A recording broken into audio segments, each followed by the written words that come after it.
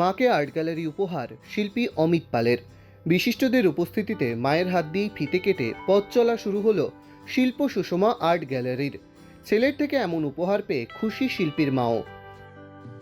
মধ্যমগ্রামের মানুষকে আর ছুটতে হবে না কলকাতায়। একই ছাদের নিচে সম্ভব হবে চিত্র প্রদর্শনী, নাটক, চলচ্চিত্র প্রজেকশন বা ফটোশ্যুট।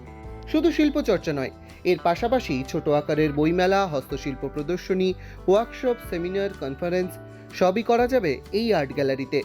মায়ের কাছেই হাতেখড়ি হয়েছিল শিল্পী অমিত পালের। মা ছবি আঁকতে ভালোবাসলেও নানা কারণে এগিয়ে যেতে পারেননি। অমিত পাল বলছেন, মাও শিল্পী, মাও ছবি আঁকতে ভালোবাসতেন। সেবারটি যে খুব শিল্পী বলতে আমি আঁকতাম, আমার মধ্যে থেকেই মা বোধহয় দেখতে পেতেন যে তিনি কিছু আঁকছেন বা কিছু করছেন, তাই জন্য মাকে দিয়ে ওপেন করা। একদম একদম একদম মা ছাড়া আমি আর কি।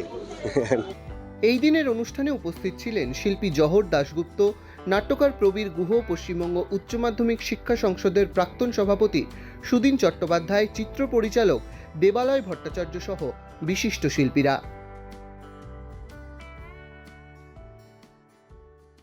ডাউনলোড করুন এই সময় অ্যাপ iOS ও অ্যান্ড্রয়েডের জন্য।